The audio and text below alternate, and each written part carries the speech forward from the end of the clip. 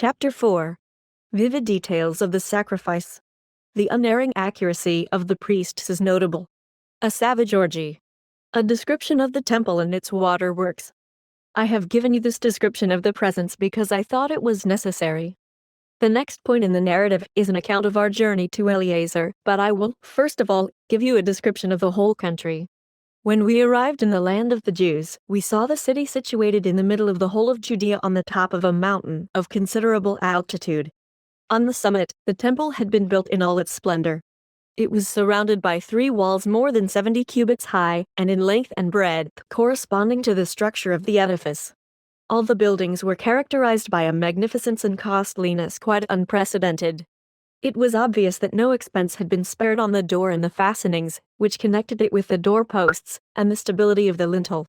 The style of the curtain too was thoroughly in proportion to that of the entrance.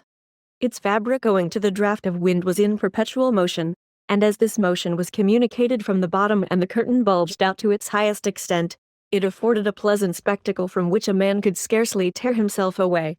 The construction of the altar was in keeping with the place itself, and with the burnt offerings which were consumed by fire upon it, and the approach to it was on a similar scale. There was a gradual slope up to it, conveniently arranged for the purpose of decency, and the ministering priests were robed in linen garments, down to their ankles. The temple faces the east and its back is toward the west. The whole of the floor is paved with stones and slopes down to the appointed places, that water may be conveyed to wash away the blood from the sacrifices, for many thousand beasts are sacrificed there on the feast days. And there is an inexhaustible supply of water, because an abundant natural spring gushes up from within the temple area.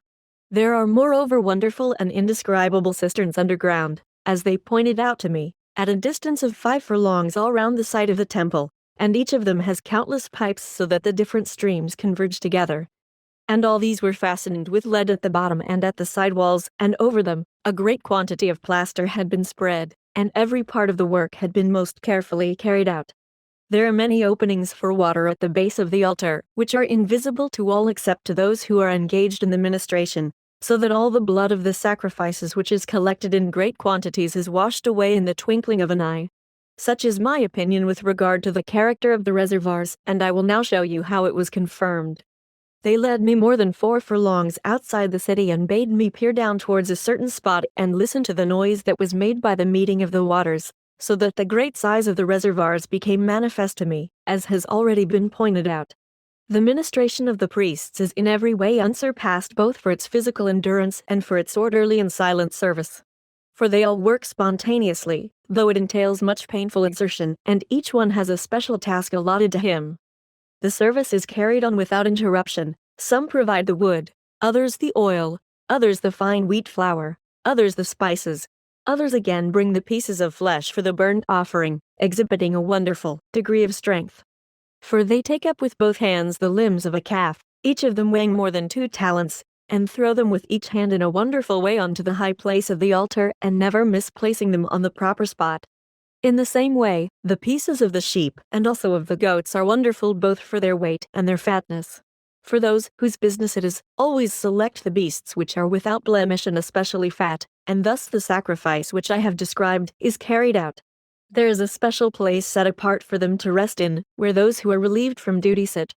When this takes place, those who have already rested, and are ready to resume their duties rise up spontaneously, since there is no one to give orders with regard to the arrangement of the sacrifices. The most complete silence reigns so that one might imagine that there was not a single person present, though there are actually 700 men engaged in the work, besides the vast number of those who are occupied in bringing up the sacrifices. Everything is carried out with reverence and in a way worthy of the great God. We were greatly astonished, when we saw Eleazar engaged in the ministration, at the mode of his dress and the majesty of his appearance, which was revealed in the robe which he wore and the precious stones upon his person.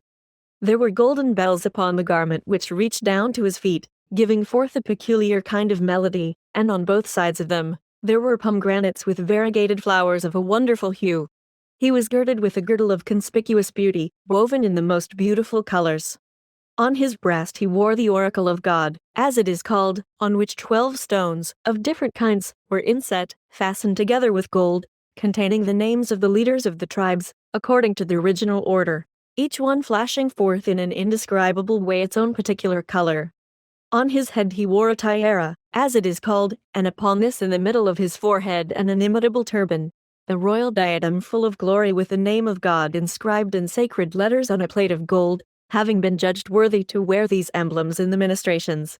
Their appearance created such awe and confusion of mind as to make one feel that one had come into the presence of a man who belonged to a different world.